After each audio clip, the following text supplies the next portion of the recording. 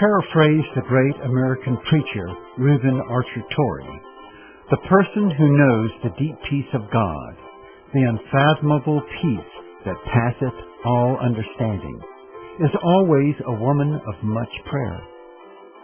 Well, that's a description that fits Jo Culpepper to a T. Prayer has been such an integral part of her.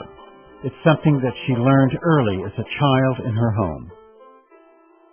My grandfather, when I was just a little bitty thing, we set up this big kitchen table in this big country kitchen, and I always sat on the bench where he sat, as I, got old enough to sit on the bench. And he always had prayer. And that was my first remembrance of prayer. The little bitty thing has followed her grandfather's example. I guess it must have been pretty much all my life, because that was, I was in church and I've heard prayer all my life. But prayer is very, very important to me. It meets my needs. It has met my needs, as you know that, in many ways. And I don't just pray when I'm in church. I pray. I had a gospel CDC a while ago, and I was typing and I'm pretty much a constant prayer. I pray at home, washing dishes. I pray whatever chores I'm doing. I pray in my car up and down the road. And prayer is very important to me. It is her unwavering commitment to prayer that has seen her through some tough times in life. I never give in to what's happened to me. It's like when I woke up, my little girl was, had tell me she was gone.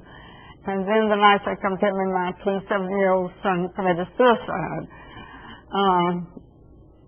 And then I found my husband dead, and then I came in and found the daughter dead.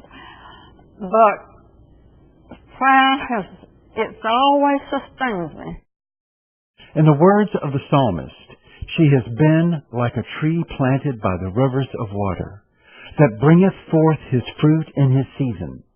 His leaf also shall not wither, and whatsoever he doeth shall prosper. Not only has her prayer life prospered, but her life as a servant at Winter's Chapel. For the last 53 years, she has served in a number of capacities. As a Bible study teacher? Well, Evelyn Woodall died. I don't know how many it's been years. And so, nobody in there wanted to do anything. And I says, well, I'll tell you what I'll do. I'll get up and I'll read the lesson, but y'all are going to have to take part in it and share it with me. And I've been doing it now all these many years. I've been in a lot of committees. I mean, the circle. I was president of the women's group several times, and different committees that I was on the past parish committee. I just don't know, whatever they asked me to do, I usually try to do it and pray that I could do a good job of doing it. If I take a job, I want to try to fulfill it. And perhaps the greatest job she has fulfilled is that of a mother, not only to Larry, Terry, Paulette, Barbara, and Douglas, but to children from the United Methodist Children's Home. Yeah, I had 15, and I cried when every one of them left. And I got some that was just really precious. And stories from the homes I come from were very, very troubling. And it just really made you think, be thankful for that I was able to raise my children up in a loving home.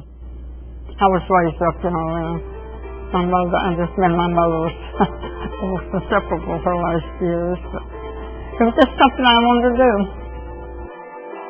A long time ago, Jo decided that she wanted to follow Jesus and be a part of the Winters Chapel family.